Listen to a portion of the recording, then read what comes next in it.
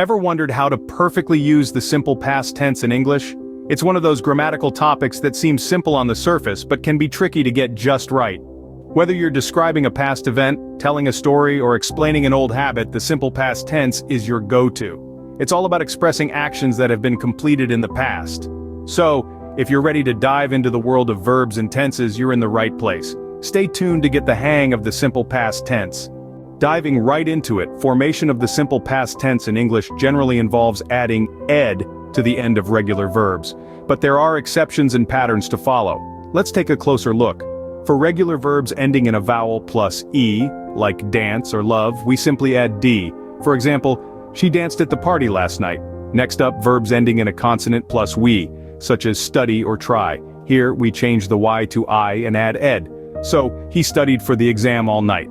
If a verb ends in a vowel plus a consonant like stop or plan, we double the last consonant and add ed. For instance, they stopped at the red light. Verbs ending in a consonant plus e, like bake or drive, require just the addition of d. Thus, she baked a delicious cake for the party. Verbs ending in two consonants like visit or help simply take ed.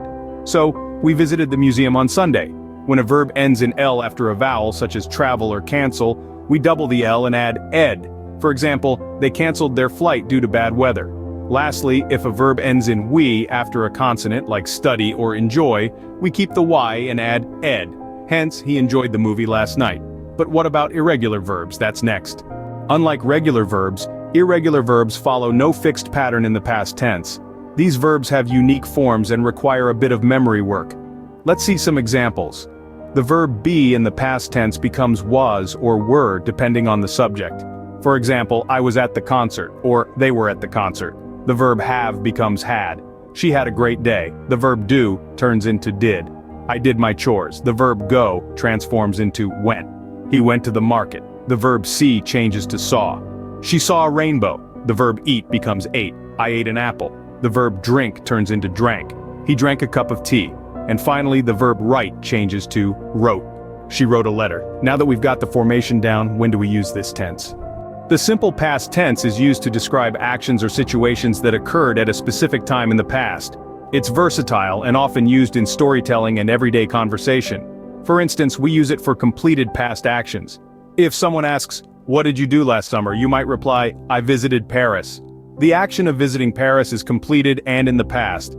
The simple past can also paint a picture of a sequence of past events.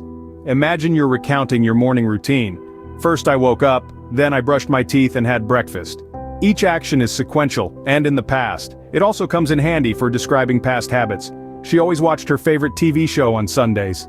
This sentence tells us about a recurring past event. Finally, it's great for setting the scene in a narrative. Once upon a time, there was a king who ruled a vast kingdom, and there you have it, the simple past tense demystified.